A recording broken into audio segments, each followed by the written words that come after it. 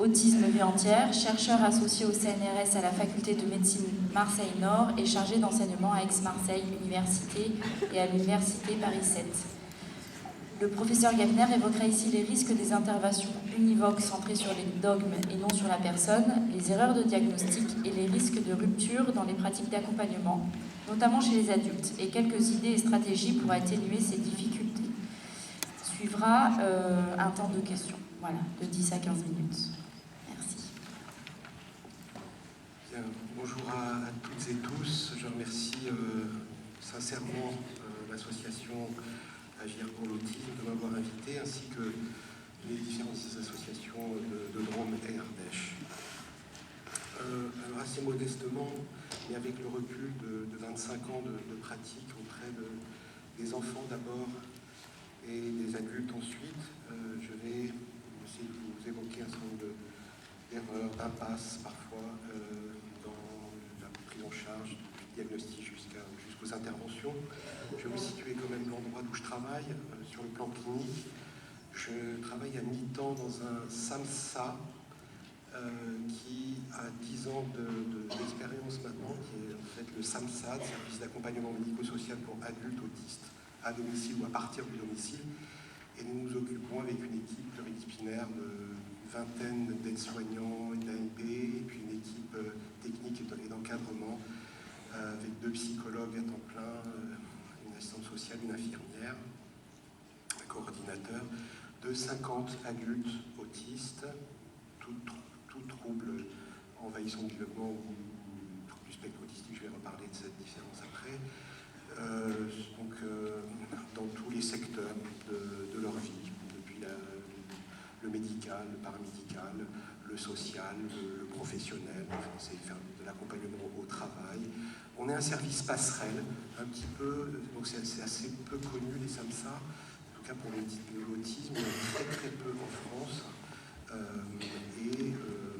veux dire que ça rend quand même d'importants services, avec bien entendu des limites aussi de fonctionnement, que je ne vais pas vous raconter maintenant. Donc ensuite, je travaille un peu moins qu'à mi-temps dans un cabinet médico-psycho-orthophonique privé à Aix-en-Provence, où donc là c'est beaucoup plus sur le secteur privé, en lien avec le secteur privé, associatif. On est donc avec Carole Tardif et une orthophoniste en lien avec tout un réseau professionnel dans les Bouches-du-Rhône et même au-delà, puisque j'ai l'heure de recevoir quelques familles de Drôme et d'Ardèche. Et puis effectivement, je préside la Fédération Autisme Vie Entière, donc qui fait des conférences, informations sur l'autisme pour les étudiants, les familles et les professionnels. Alors, le diagnostic, déjà, ça a été assez largement évoqué. L'évaluation diagnostique, donc effectivement, tout le monde a dit, c'est un maillon déterminant qui permet, avec l'évaluation fonctionnelle, donc dans tous les domaines qui ont déjà été évoqués, sensorimoteur, psychologique, le domaine de la communication, le domaine social, le domaine de la pédagogie, la scolarité, l'approche éducative, et également prendre connaissance du fonctionnement de la famille, de ses ressources, de ses difficultés, d'identifier et de nommer les troubles. Je disais que quand on a déjà diagnostiqué, on a fait 50% du travail. Alors, je ne sais pas si c'est exactement ça, mais c'est une part importante, puisque ça permet quand même de comprendre et d'expliquer à l'aune de tout ce qu'a dit déjà Suzanne Robic, des problèmes cognitifs, sensoriels, sensorimoteurs, donc, et de gérer à partir de cette connaissance les incompréhensions qui peuvent être liées aux troubles autistiques et aux difficultés d'interaction et de communication sociale et du langage aussi. Et puis, c'est un maillon crucial pour commencer à aider, bien sûr, déclencher l'aide au niveau de la prise en charge à 100%, à la sécurité sociale, et de déclencher des aides par la MDPH, qui ont été bien abordées ce matin, les aides humaines, matérielles et financières. Alors, en ce qui concerne le diagnostic d'enfants et d'adolescents, il y a pas mal de difficultés de diagnostic. Donc, bien sûr, je vous dirai tout à l'heure, l'arrivée des les recommandations en 2005 pour le diagnostic et l'évaluation de la CIM-10 ont été évidemment cruciales pour améliorer le diagnostic. Avant, c'était encore beaucoup plus compliqué que ça.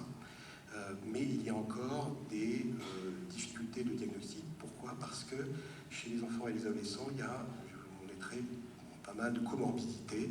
Donc le trouble déficitaire de l'attention avec hyperactivité, les troubles 10, donc dysphasie, dyslexie, dyspraxie et autres, qui donc, sont des troubles des apprentissages, soit verbal, soit moteur, par exemple les praxies et l'imitation.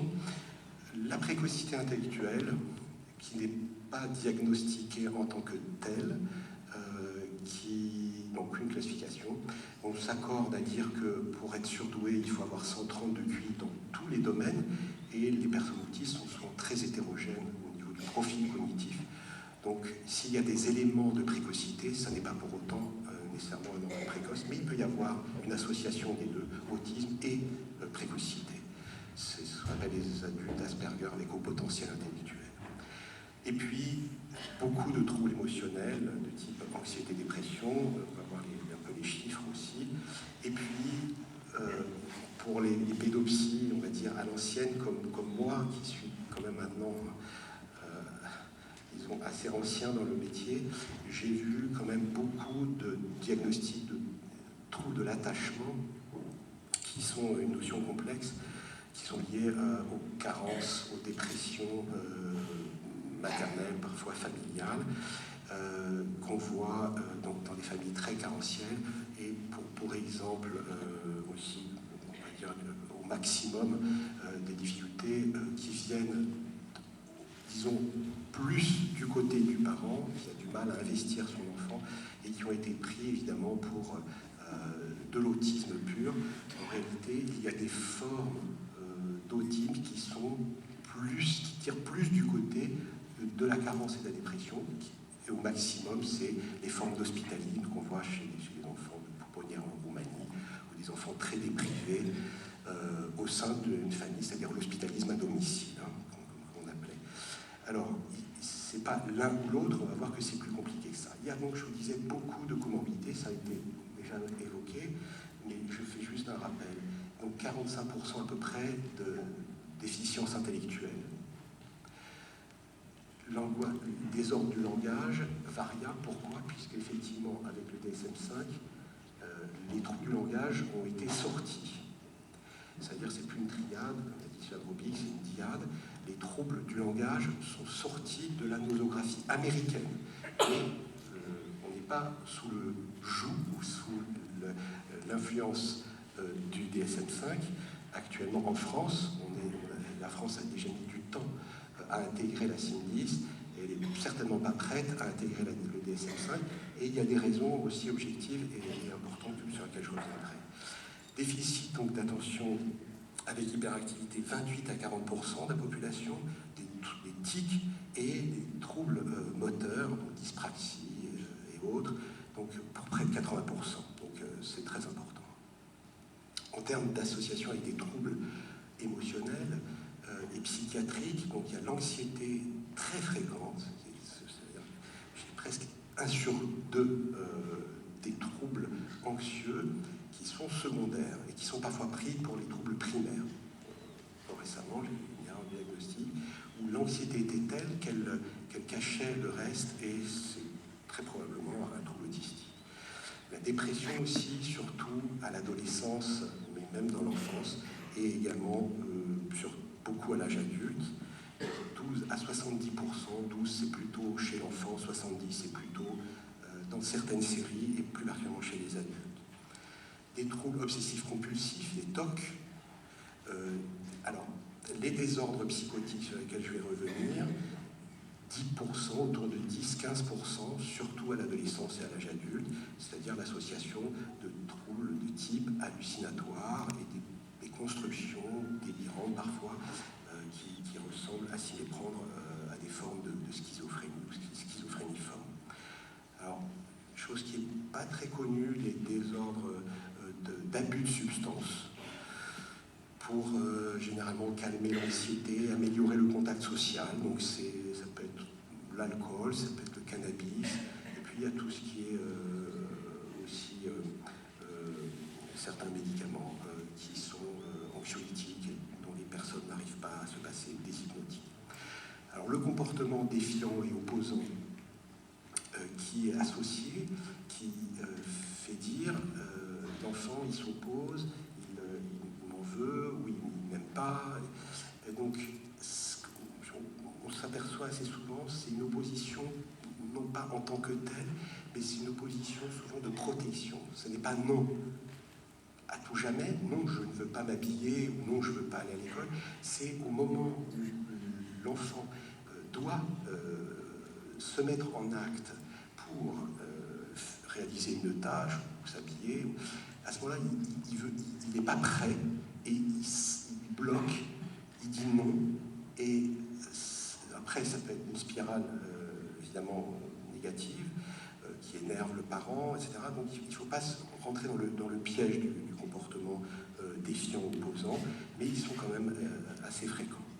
Et puis les troubles alimentaires qui, je pense, là sont sous-estimés, pas mal de boulimie et aussi de l'anorexie. Alors là, je vais passer assez vite parce que c'est un peu compliqué comme notion en psychiatrie. Donc on a des troubles de personnalité et puis il y a l'état pathologique, quand la personnalité n'arrive plus à assumer la pression de la réalité environnementale et les exigences de l'environnement. Donc il y a ce qu'on dit des sortes de personnalités de type paranoïde ou schizoïde, ou schizotypique, ou des personnalités borderline, ou des personnalités compulsives, obsessives, ou des personnalités dites évitantes, avoidant personality disorder, donc qui sont autour de 10 à 20% selon les cas, et à peu près également répartis. Et puis, il y a les problèmes comportementaux, évidemment, dont vous avez parlé, les comportements agressifs. Alors, moi, j'aime pas trop appeler ces comportements agressifs, qui sont vraiment importants, auto-agressifs dans 50% des cas, agressifs à l'extérieur, donc hétéro-agressifs, près de 70%. Je préfère parler de violence ou de mouvement pulsionnel. Parce qu'à l'agressivité, on a l'impression qu'il y a une intentionnalité de nuire ou de faire du mal. Et je pense qu'il ne faut pas se tromper. Il y a de la violence par débordement émotionnel qui, effectivement, peut se manifester par des gestes qui peuvent faire mal, qui peuvent jeter des objets, casser, etc.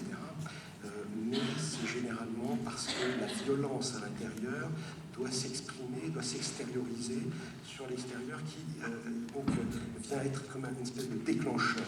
Mais ce n'est pas une intention agressive ni de faire du mal, en tout cas dans la plupart des cas.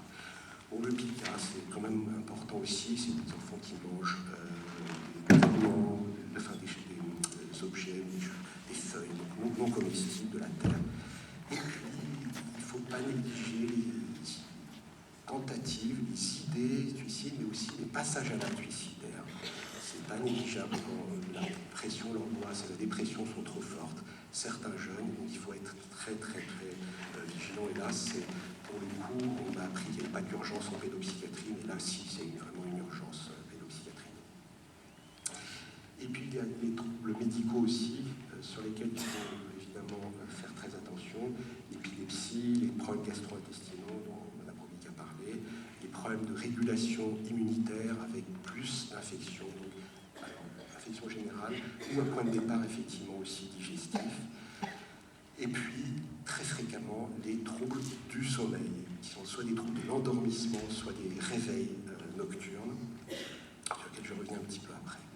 Donc, en ce qui concerne les diagnostics d'adultes, nombreux sont les adultes avec troubles envahissants du développement sans déficience intellectuelle ou ayant un syndrome d'Asperger, qui sont considérés comme des dépressifs ou des bipolaires, comme des schizophrènes. Et je mets pas aussi délirants parce que les délires en général ne sont pas aussi productifs s'ils existent que chez des adultes qui déclenchent un trouble psychotique à l'adolescence ou au début d'âge adulte. Les troubles borderline, qui sont intéressants, c'est une notion qui est à l'interface, qui n'est ni de la névrose ni de la psychose pour les anciens psychiatres, psychiatres, peut-être s'il y en a dans la salle, eh bien, c'est ni. C'est pas très bien de dire ça actuellement, ça peut faire polémique, mais c'est ni névrotique, ni psychotique, c'est une personnalité à part qui s'appelle borderline.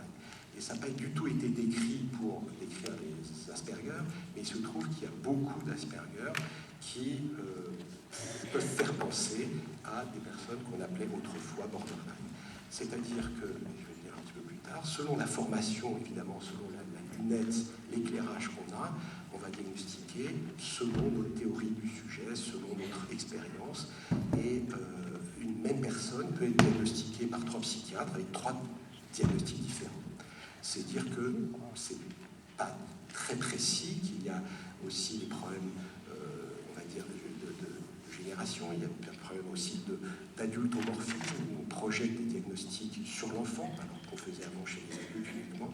C'est le cas de la psychose, j'y reviens un petit peu plus tard. Et puis le haut potentiel intellectuel aussi.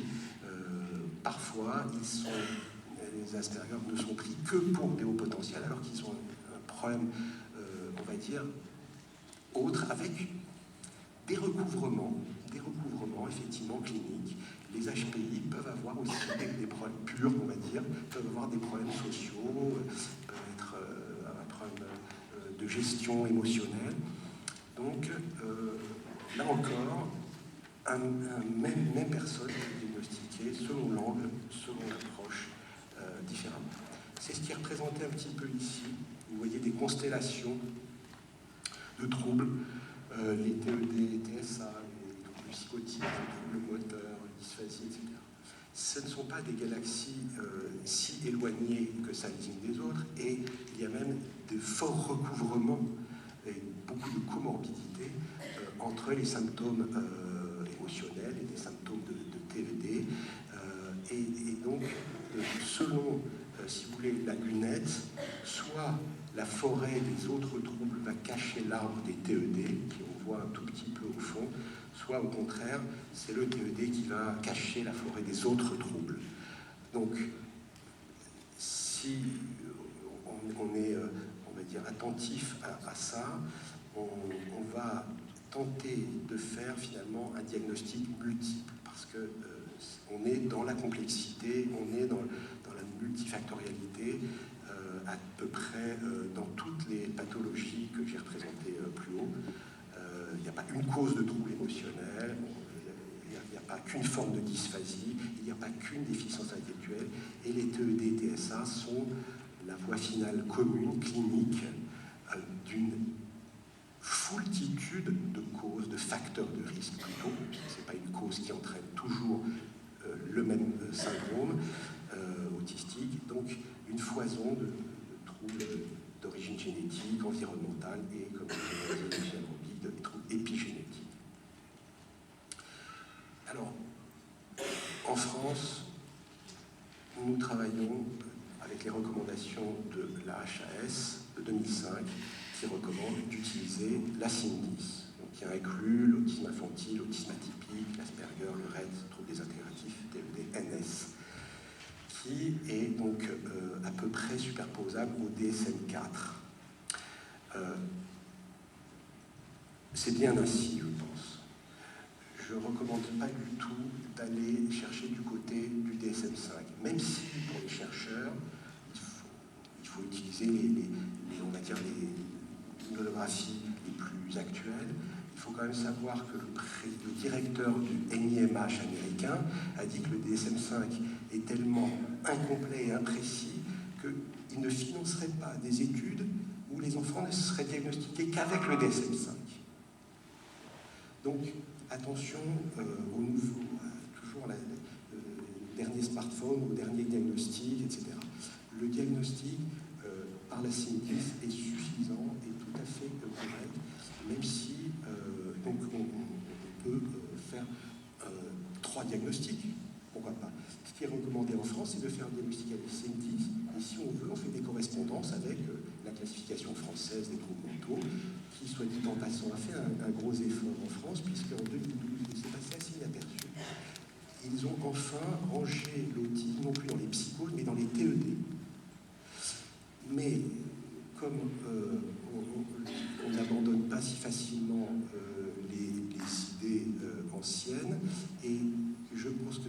avoir une certaine utilité, ils ont quand même gardé le terme de disharmonie psychotique, auquel je préfère le terme de disharmonie développementale, parce que ça ne marque pas du saut de la psychose qui a fait tant souffrir les générations de parents trop par adultomorphisme.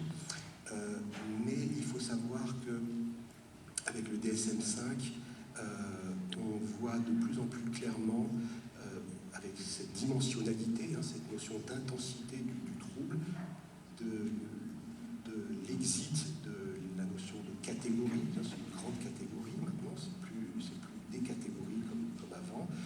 Et les troubles du langage, Asperger et Rett, qui aux grandes dames, donc des personnes qui ont mis 10 ans, 15 ans à se faire diagnostiquer, qui se font diagnostiquer encore à l'âge adulte, à 50 ans, ou à 75 ans, même une dame là, qui m'a contacté récemment, dont le fils est probablement Asperger, donc qui permet, si vous voulez, d'avoir une forme d'identité sociale, une reconnaissance, etc.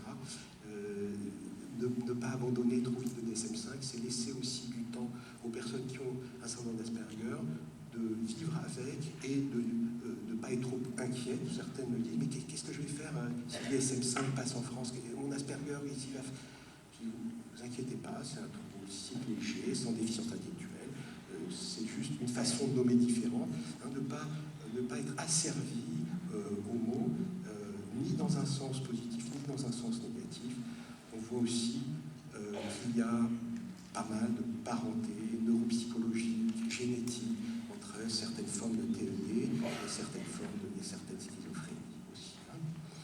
Alors la suite, pour la diagnostic, juste, c'était un petit peu souligné, il va y avoir de plus en plus des cartographies, on va cartographier de toutes parts notre cerveau, nos gènes, notre sang, nos cheveux, nos urines, tout ça. Donc ça va permettre, si vous voulez, de peut-être décloisonner, de faire encore exploser, parce que c'est un peu compliqué, ça va vite, ça change vite, mais ça va permettre, je pense, il faudra bien sûr ne pas tomber dans le dogmatisme sur lequel je reviens plus tard, mais c'est une façon, si vous voulez, de préciser et d'interfacer et de voir les connexions entre des anomalies dans tous ces domaines, cliniques, comportementaux bien sûr, mais aussi à l'aune aussi de l'imagerie, de la génétique, qui vont être qui sont en passe de devenir, on va dire, des surdéterminants. Il faudra faire attention de ne pas être juste le gène Q15 court, etc. L'anomalie, non, c'est une personne et elle a un problème génétique ou une malformation cérébrale ou un plus gros cervelet ou plus petit cervelet qu'un autre. Parmi les erreurs souvent rencontrées, c'est une erreur de ne pas, alors surtout avant 2005, mais encore depuis 2005, depuis 10 ans, encore des pédopsychiatres qui refusent, qui ne veulent pas évoquer ou poser le diagnostic sous prétexte qu'il va enfermer, étiqueter ou stigmatiser l'enfant. Il y a aussi des familles qui ne veulent pas ça, qui ne veulent pas le diagnostic. Donc c'est une erreur au sens où, je vous disais que c'est le premier pas, et bien entendu que selon comment va être utilisé le diagnostic, il peut enfermer. C'est-à-dire si on est réduit à notre autisme, ou si on dit que cet enfant est autiste et qu'on ne le caractérise pas, qu'on ne dit pas ses possibilités, ses compétences, ses difficultés, ses particularités, on va passer à côté. Ça va être juste un mot qui permet d'avoir des aides, mais qui n'explique pas tout. Et il y a pas mal de personnes qui vont me voir, j'ai eu un diagnostic de TED, mais je ne sais pas ce qu'il a, mon enfant. Il a un TED. Ah oui, mais c'est pas précis. Oui, alors peut-être qu'ils n'ont pas pu préciser, et peut-être faites-vous préciser. Allez demander, réclamer, etc. Alors, erreur de ne pas en parler à l'enfant, à l'adolescent, il faut qu'il participe de la représentation sociale actuelle de ce que veut dire l'autisme, le syndrome d'Asperger ou autre. Parce qu'elle a changé beaucoup. En 20 ans, ça a considérablement changé. Et le dernier maillon important, ça a été effectivement la reconnaissance de l'autisme, une grande cause nationale, toutes ces émissions, tous ces documentaires, ça a fait littéralement exploser notamment les demandes d'autisme sans déficience intellectuelle, mais pas seulement. Et puis surtout, il y a les changements politiques, également d'aide depuis la création des CRA, des progrès constants, j'y reviendrai un peu après. Il faut qu'ils comprennent l'enjeu du diagnostic, l'enjeu des conséquences, des différences entre lui et les autres, les désavantages liés à son autisme, les déficits, les choses qu'il ne peut pas faire du tout, les choses qu'il peut faire avec de l'aide. Et donc, le rendre actif et acteur et demander quand il peut et comprendre le plus possible ce qui se passe sans non plus imposer, et il faut attendre le bon moment. Il faut que l'enfant il soit mûr pour ça, et ça se décide collectivement, le médecin et la famille. Bon, les professionnels ont encore parfois du mal à informer du diagnostic parfois imprécis. Bon, la formation et l'information va encore s'accroître. Tout le monde l'a dit, il y a du retard bien sûr en France, c'est indubitable, mais elle est en train, je pense, de rattraper son retard sur pas mal de niveaux. Et puis il y a la difficulté aussi des familles à comprendre, accepter, agir, problèmes financiers aussi. Donc expliquer, soutenir, informer, guider les familles le plus possible. Pour les adultes, je suggère qu'il faut que les pédopsychiatres et les psychiatres adultes collaborent. Il y a, vous savez, une séparation de la neurologie et de la psychiatrie dans les années, fin des années 70, avant qu'on était neuropsychiatre, on n'était pas. Depuis donc, cette séparation, la psychiatrie s'est un peu éloignée. Bon, alors, elle y revient par les neurosciences, mais elle s'est éloignée de la neurologie. Certains disent que les troubles psychiatriques deviennent de plus en plus neurologiques ou neuropsychologiques. Je crois que la pédopsychiatrie a tout à fait son mot à dire et elle doit le revendiquer, d'autant plus que pour faire un diagnostic d'autisme à l'âge adulte, je pense qu'il faut avoir été pédopsychiatre, avoir vu des enfants autistes, des adolescents autistes, même parfois jeunes. Ça aide aussi pour avoir une idée du pronostic. On voit un enfant, on peut, en fonction des aides aussi, en prenant pas mal de facteurs en compte, on peut quand même mieux pronostiquer maintenant et qu'avant, et d'autant plus, on fait le lien entre les formes d'autisme dans l'enfance et bien sûr son évolution à l'âge adulte. Donc toujours interroger, même quand on est psychiatre adulte, et vous, si on ne vous interroge pas, eh bien, il faut le dire, il faut raconter l'enfance, votre enfance, raconter l'enfance des enfants, des adolescents, des adultes, à la recherche des troubles et de particularités, bien sûr, dès la petite enfance. À l'âge adulte aussi, c'est important de recueillir des témoignages des adultes eux-mêmes, mais aussi des parents, du conjoint s'il y a un conjoint, et d'une relation s'il y a une relation, parce que l'auto-témoignage est nécessaire mais pas suffisant. Rechercher l'existence aussi, bien sûr, d'hallucinations, dissociations, discours, de pensées délirantes, chez certains, une quinzaine de pourcents, je vous l'ai dit tout à l'heure. Distinguer aussi les sentiments persécutifs d'un délire persécutif. C'est pas la même chose. On peut se sentir persécuté par le regard des autres, parce qu'on est mal dans sa peau, on est stressé, on est un peu phobique. C'est pas pareil que de dire le journaliste de la télévision, il me regarde et il lit dans mes pensées. C'est pas du tout la même chose. Un sentiment persécutif, ça peut être tout un chacun, et les personnes autistes sont plus vulnérables à ces sentiments persécutifs. C'est évident quand ils ont été maltraités, abusés, moqués, violentés dans la cour de récréation, ils sont certainement plus persécutés de fait. Et le sentiment persécutif est accru aussi. Cherchez ici toujours les thèmes, les problématiques s'ancrent ou non dans la réalité. Les enfants ne disent pas forcément qu'ils sont tapés parce qu'ils peuvent être menacés ou rackettés, etc. Donc, grande surveillance et une grande coopération nécessaire entre les familles et l'enfant et bien sûr l'environnement. Je pense notamment à l'environnement scolaire, mais pas seulement. Et puis vérifier si, je le disais tout à l'heure, les troubles émotionnels ou les troubles de l'humeur sont primaires, est-ce qu'ils existent depuis toujours ou presque, ou est-ce qu'ils ont démarré à la suite d'événements de micro-traumatismes vécus et qui peuvent générer de l'anxiété ou de la dépression. Bon, en termes d'intervention, quelques personnes l'ont dit déjà ce matin, les recommandations de l'HAS de 2012 sont très très très bienvenues. Alors, elles sont très clairement soutenues tout ce qui est intervention éducative, structurée, parce qu'elles ont été mesurées, la communication, mais tout ce qui est stratégie, programme de communication augmentative et alternative, les interventions comportementales, mentalistes, donc l'ABA, développementales, Denver par exemple, Denver, et cognitives, tout ce qui est troubles, thérapie cognitive comportementale, les groupes, etc. Donc l'ABA, c'est accessible, c'est touffu, mais les recommandations sont donc une pierre dans le jardin de l'autisme en France. Ça a permis de mettre au clair. Néanmoins, et c'est aussi dans les recommandations, c'est une erreur de ne pratiquer qu'un seul type d'intervention.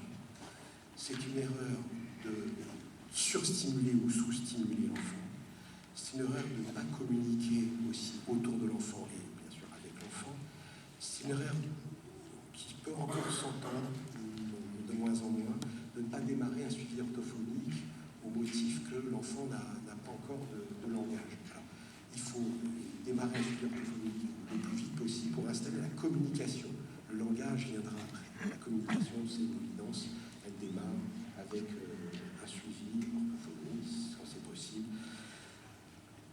Encore beaucoup d'autres choses sur lesquelles on reviendra à travers vos questions. Je vais appeler ça maintenant l'erreur théorico-clinique. C'est quand on a une approche univoque. C'est-à-dire une voie d'explication.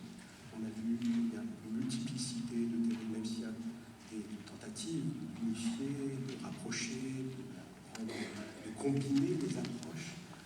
Il est absolument nécessaire de ne pas rester enfermé dans une approche qui serait soit purement, notamment mécaniste, matérialiste, on va dire, on va rééduquer juste le comportement, ou psychologisante, ce que j'appelle spiritualiste, c'est-à-dire on va se soigner, prendre soin que des angoisses de l'enfant. On n'est pas juste un psychisme ou un corps, on est les deux intriqués pour la durée d'une vie. Et il faut que ce dialogue-là soit harmonieux. Donc on ne peut pas s'occuper que du corps ou du comportement, ou que du psychisme et des inquiétudes psychiques. Pourquoi ? Parce que ça aboutit à cliver entre les différents domaines qui constituent notre être, le sensoriel, l'émotionnel, l'affectif et le cognitif, l'éducatif et le psychologique. Parce que aussi, il y a un danger à cliver entre génétique et environnement. Avant, on pensait que c'était les parents, maintenant c'est les gènes. On voit bien que c'est beaucoup plus compliqué que ça. Et l'épigénétique et cette science qui est née du fait des intercessions de l'impossibilité que la génétique a d'expliquer tous les comportements humains. On a d'autres choses qui se passent, c'est l'interface entre les gènes et l'environnement. L'environnement qui va imprimer sa patte sur, bien sûr, le psychisme, mais aussi jusqu'à l'expression des gènes. C'est ça toute la vie durant. Donc éviter, bien sûr, tout ce qui serait approche exclusiviste, exclusive, qui devient dogmatique, et attention de ne pas remplacer un dogmatisme par un autre. Suivez mon regard, la psychanalyse a été un peu toti-explicative. Il ne faudrait pas, par mouvement de balancier, tomber dans une autre forme de dogmatisme qui serait maintenant, on sait, c'est le comportementalisme qui marche et rien d'autre. Encore une chose, un symptôme peut avoir une fonction et supprimer le symptôme peut avoir un effet iatrogène, c'est-à-dire nocif et médicalement nocif. Voilà. Il y a deux exemples que j'aimerais citer, c'est l'évitement du regard. Certaines approches donc, visent à faciliter, à orienter le regard vers la personne pour dire bonjour. Et c'est bien, je ne dis pas qu'il ne faut pas le faire. Mais attention à l'excès de ça. C'est-à-dire que si l'évitement du regard a une fonction, comme je le dirai tout à l'heure, protectrice contre une surcharge sensorielle, alors ce n'est pas forcément une bonne chose de toujours dire à l'enfant mais regarde-moi et être sur lui. Non, il faut des séquences. C'est pas un traitement 24 heures sur 24, une prise en charge. Ça devient idéologique. Donc ça veut dire qu'il faut aussi rester, sensible à d'autres choses que ce que dit la doxa, la théorie de la BA ou une théorie développementale. Les stéréotypies également, il ne faut pas forcément chercher à tout prix à les arrêter, il faut plutôt essayer de les transformer à partir de ce que montre l'enfant, parce que la stéréotypie peut avoir une fonction entraînement sensoriel, entraînement cognitif. Je crois que c'est Joseph Schumpeter qui dit qu'il faut laisser un peu avec les stéréotypies ou avec les intérêts restreints. Il ne faut pas forcément à tout prix vouloir les supprimer, ou en tout cas progressivement. Tout cela peut avoir des conséquences éthiques, de tomber dans deux extrêmes. Alors, vous ne trouverez plus grand monde qui, publiquement en tout cas, défendra uniquement une approche purement psychanalytique, encore qu'il y en a mille et une différentes. Pardon ? C'est qui ? Non, risque de deux extrêmes, donc maltraitance par défaut ou sous-stimulation éducative cognitive, c'est des personnes qui, au nom de la théorie, d'une théorie psychanalytique, attendent juste que l'enfant désire sortir de sa coquille. Et ça peut faire, évidemment, et ça a fait, je pense, pas mal de dégâts, j'en suis même sûr. L'autre excès, l'autre erreur, c'est la maltraitance par excès, de surstimulation. Et à ce moment-là, ça revient parfois à nier l'envie et le désir de l'enfant. Il faut rester parent, il faut rester professionnel et pas vouloir forcément corriger tout de suite, maintenant. Il faut prendre quand même son temps, vous verrez ce soir, et vous l'avez vu aussi, ils ont besoin de temps. Ils ont besoin de temps pour faire les choses, pour se les assimiler. Bon, là on l'a dit, en termes de recommandations, on le sait, donc, tout ce qui est dysfonctionnel, tous les secteurs, médical, psycho, sensoriel, éducatif, social, familial, je n'y reviendrai pas. Donc en termes d'intervention, pensez beaucoup aux protections sensorielles. Ça n'est pas, il n'y a pas de recommandation, ce n'est pas encore recommandé, il n'y a pas suffisamment d'études, donc on va dire systématiques, et d'arguments de preuves suffisantes pour dire qu'il faut faire des protections sensorielles, mais c'est un fait que les enfants sont sous autisme, donc même les adultes ont pour à peu près 80% d'entre eux des troubles sensoriels ou sensorimoteur, donc souvent par surcharge, d'hypersensibilité, et donc il faut les protéger de ça. Des choses qui ne sont pas non plus dites dans les recommandations, puisqu'ils ne sont pas suffisamment étudiées, mais avant toute tentative de traitement médicamenteux sur l'anxiété, il faut traiter par des moyens, on va dire, plus écologiques. Je pense notamment à la relaxation, à la sophrologie. Maintenant, il commence à y avoir quelques études sur la méditation comme bienfait pour l'homo sapiens sapiens, pas encore si sapiens que ça, mais qui nous viennent évidemment du Tibet ou du bouddhisme et qui font énormément de bien, je le dirai tout à l'heure. Utiliser évidemment les compétences, pas juste rééduquer un enfant, mais s'appuyer toujours sur ses compétences, ses choix, ses désirs, le dessin, le jeu, la musique, tout ce qui est thérapie psychocorporelle, etc. Traitement médicamenteux,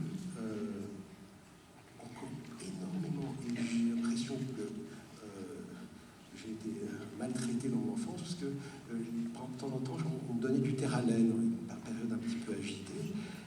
Maintenant, énormément de pédiatres, de médecins traitants refusent de donner le moindre Terralène. Et même de la mélatonine, alors qu'il y a des études qui montrent que sur plusieurs années, c'est une innocuité totale.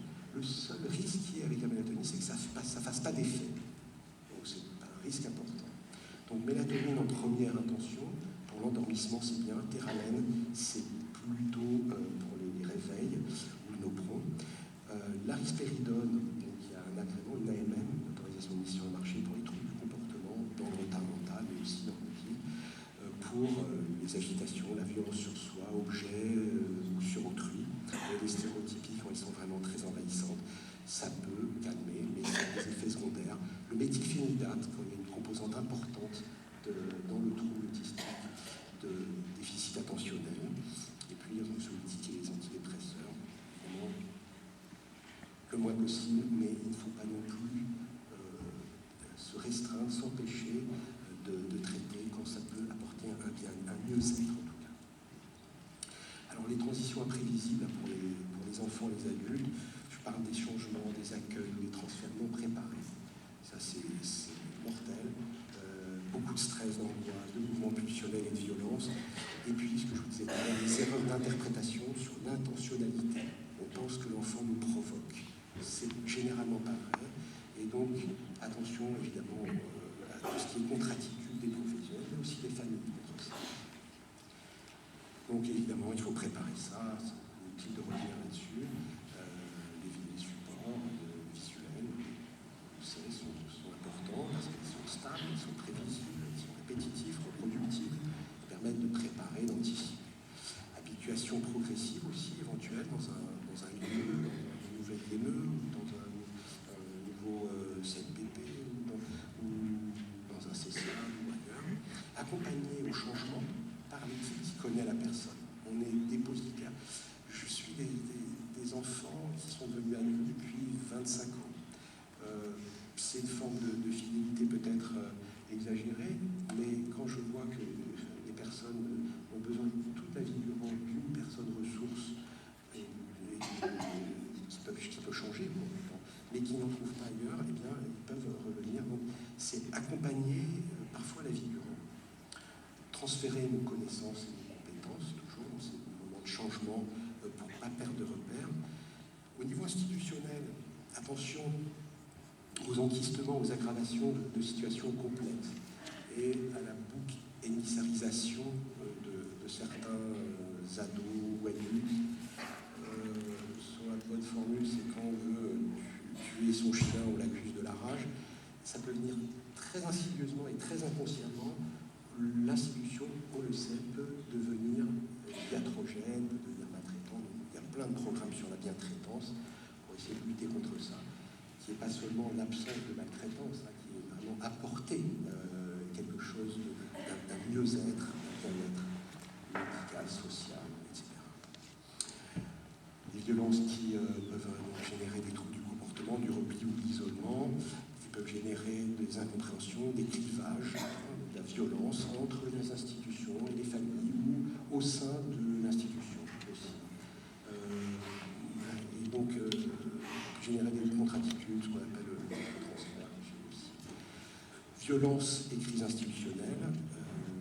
Comment donc essayer de lutter contre ça qui aboutit parfois à des exclusions et des ruptures dans les parcours de vie. Il faut une personne ou une équipe ressources qui peuvent faire un diagnostic institutionnel, soit généralement quelqu'un d'extérieur qui peut analyser les besoins, les ressources de l'institution, de la famille. Il ne faut pas rechigner et forcément considérer que c'est une hantise l'hospitalisation. Mais il faut généralement qu'elle soit brève, préparée et accompagnée.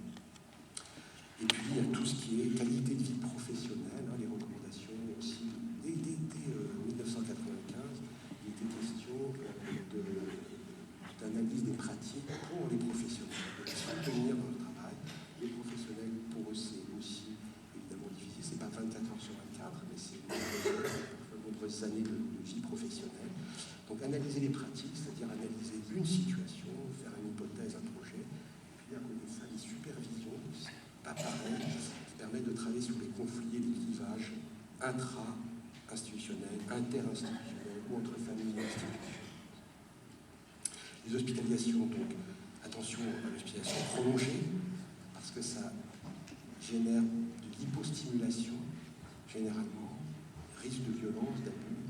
Il isolé, donc c'est le dernier recours, et si elle est bien préparée, ça permet d'anticiper. Donc il faut anticiper, bien sûr, ces crises, ces décompensations ou l'aggravation de celle-ci. Préparer l'hospitalisation en lien avec un projet. C'est pas en l'hospitalisation, on l'hospitalise, et puis comme ça, on s'en est débarrassé. Non, évidemment pas. L'hospitalisation, elle est portée par, elle est acceptée par la famille et suggérée par le professionnel, par exemple, et elle doit être maillée avec l'hôpital et le projet. Donc ça s'inscrit dans une dynamique. Sinon, c'est une impasse. Bien sûr, l'hospitalisation de jour, il ne faut pas bannir au motif qu'on fait dedans de la psychothérapie institutionnelle qui n'est pas recommandée. C'est pas parce qu'elle n'est pas recommandée qu'elle est mauvaise, la psychothérapie institutionnelle, encore faut-il la définir. C'est pas parce que la psychanalyse n'est pas recommandée qu'elle ne peut pas faire partie du projet de soins. Pas toutes les psychanalyses, mais il n'y a pas qu'une psychanalyse. Il y a autant de psychanalyse que de psychanalyse.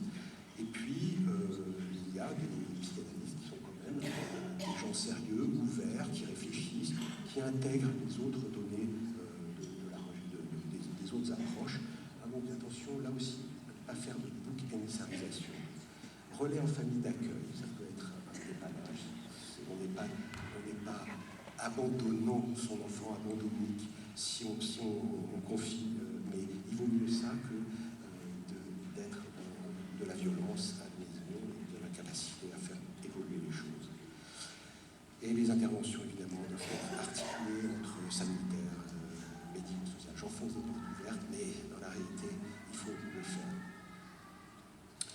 Et une chose nous aide aussi, les situations de crise à l'MDPH, je ne sais pas si c'est pareil dans l'MDPH de la Drôme-Ardèche, mais je pense que oui, notamment pour les adultes.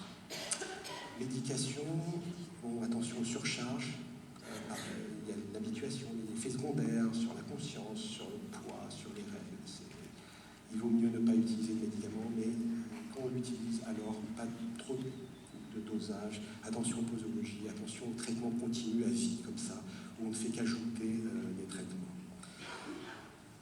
Donc analyser toujours pourquoi il y a une angoisse, pourquoi il y a une crise, pourquoi il y a une agitation, une violence, qu'est-ce qui a changé, est-ce qu'il y a quelque chose de somatique, est-ce qu'il y a quelque chose qui a changé, qui est devenu un peu plus pénible, plus difficile à gérer au niveau sensoriel, matériel, support, structuration, activité. Il peut y avoir de l'ennui, de la déshérence, il peut y avoir des temps morts, trop de temps morts, met un petit peu dans parfois une rupture de sentiment de continuité.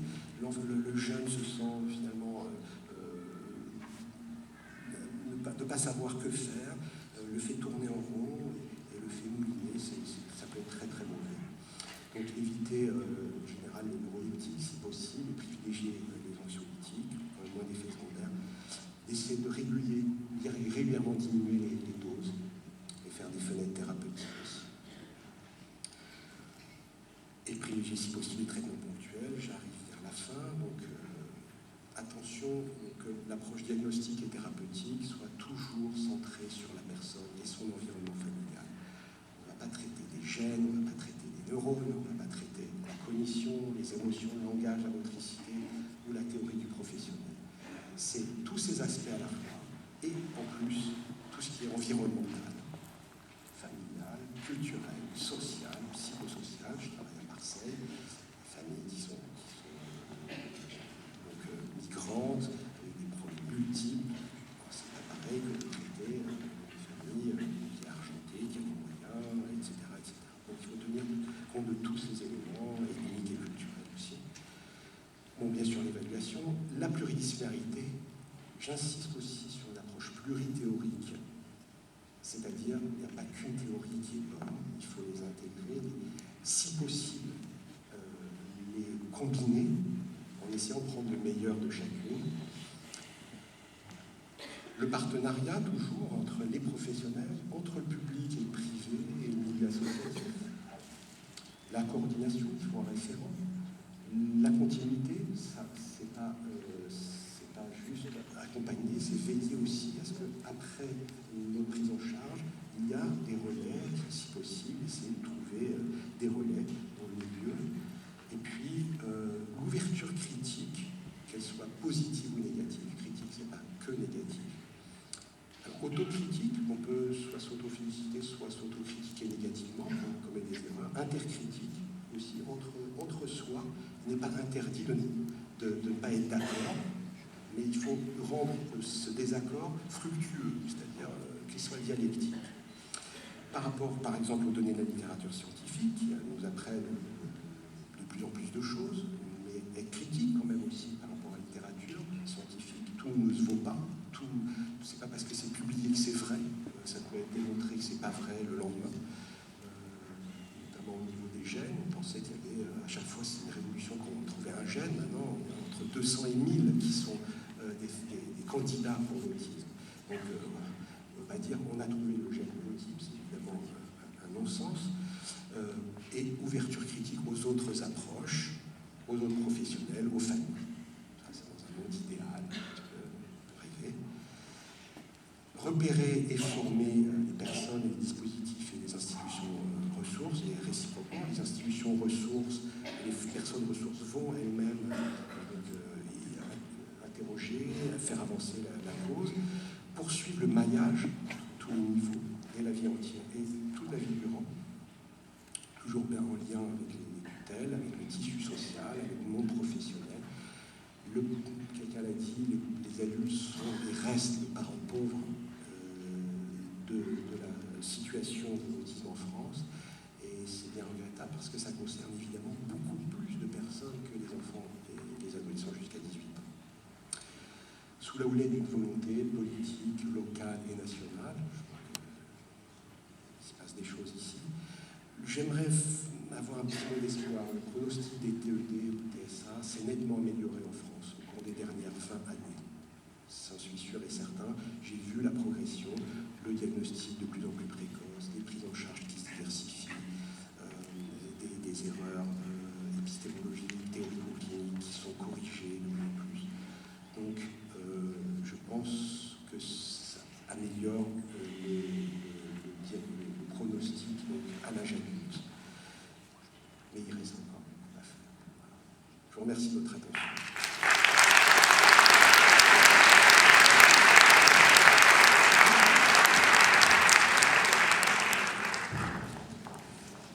Alors, si vous avez des questions, je vous laisse les poser.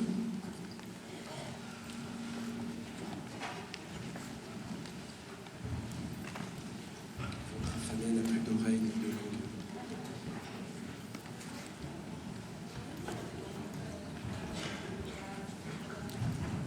Pardon, excusez-moi.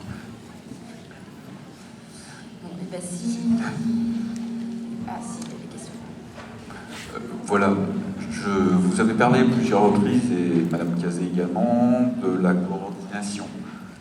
Est-ce que, enfin, il y a une formation à la coordination? Est-ce que des gens sont référents, j'ai vu ce terme-là, sur la notion de coordination? Parce que en tant que parent, c'est vraiment la question qu'on se pose, c'est à qui s'adresser.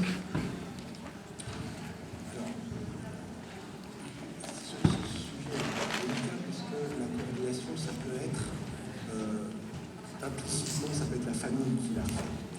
Mais quand la famille a confiance dans un professionnel, je pense que c'est mieux que ce soit le professionnel. Parce que c'est difficile d'avoir plusieurs places en même temps. Quand on est parent, on est parent. C'est-à-dire qu'on n'est que parent. Même si on est pédagogue, éducateur, on fait tout ça à la fois plusieurs métiers, on est un peu psy, on est un peu...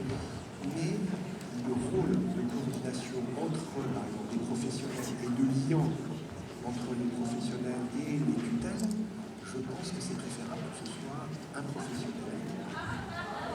Mais en général, le référent auprès de l'MDPH doit être un médecin, mais ça peut être aussi un psychologue qui est connu de l'MDPH, qui a la confiance et l'audience de l'MDPH.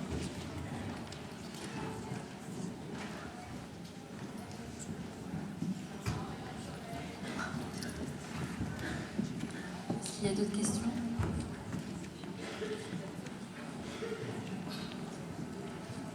Oui, bonjour. Dans votre présentation, il y a eu à peu près, j'ai pas tout à fait compté, mais il y a eu à peu près 200 fois il faut, et on s'aperçoit, nous, en tant que parents, que donc, moi je suis parent d'un jeune adulte autiste de 27 ans qui a énormément de manquements à ce il faut dans tout le cursus qu'on a pu avoir, et notamment au niveau institutionnel. Donc par exemple, un des plus gros défauts, c'est notamment la rupture, donc les ruptures qu'il peut y avoir dans la prise en charge, et notamment au moment du passage à l'âge adulte, où il n'y a pratiquement pas de structure d'accueil adaptée pour nos enfants et nos adolescents autistes quand ils passent à l'âge adulte.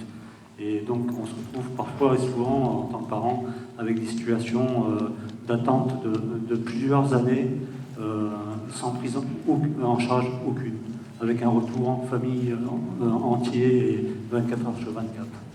Voilà, donc... Oui, monsieur, je sais. Vous avez entendu que la France avait pris beaucoup de retard sur le diagnostic. Des motifs théoriques, pneumatiques, etc. C'est le prochain et le plus important chantier. La situation s'améliore pour les enfants, elle s'améliore moins pour les adolescents, il y a moins de structures, et ça s'aggrave encore à l'âge adulte. Il y a les recommandations pour le diagnostic de 2010, le diagnostic des adultes. Il y a, en ce qui concerne les recommandations pour les prises en charge, je pense que ce sera un détonateur, un déclencheur, mais ça tarde à venir. Il y a insuffisamment. Si vous voulez, comme je disais tout à l'heure, pour faire un diagnostic, il faut être pédopsychiatre, même à l'âge adulte, je pense. Et après, bien sûr que les psychiatres adultes formés, informés, concernés, peuvent remettre en question leur diagnostic, borderline ou autre, ou trouble bipolaire, mais ils ne sont pas formés, ce n'est pas les mêmes réseaux, ce n'est pas les mêmes associations. Donc, ça va venir. C'est un message d'espoir. Je veux dire que ça ne peut pas s'aggraver, je pense, ça ne peut que s'améliorer par la volonté de encore trop peu de médecins.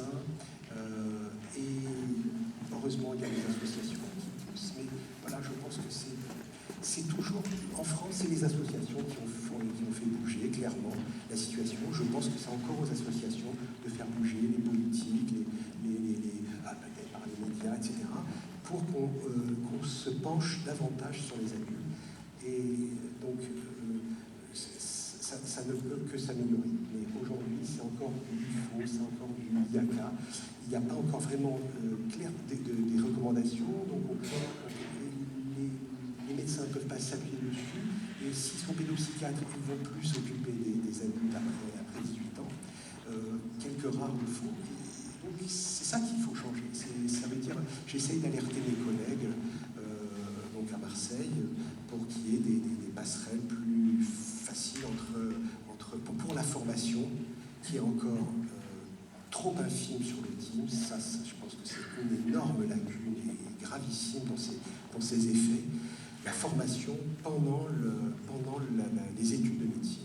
Parce qu'en psychiatrie, ça peut aller, on peut se former, mais en médecine, c'est pitoyable. Alors que ça représente au minimum 1% de la population générale. En tout cas, je pense qu'on peut vraiment remercier l'association Agir pour l'autisme d'avoir fait ce congrès aujourd'hui, d'avoir organisé ce congrès, parce que c'est effectivement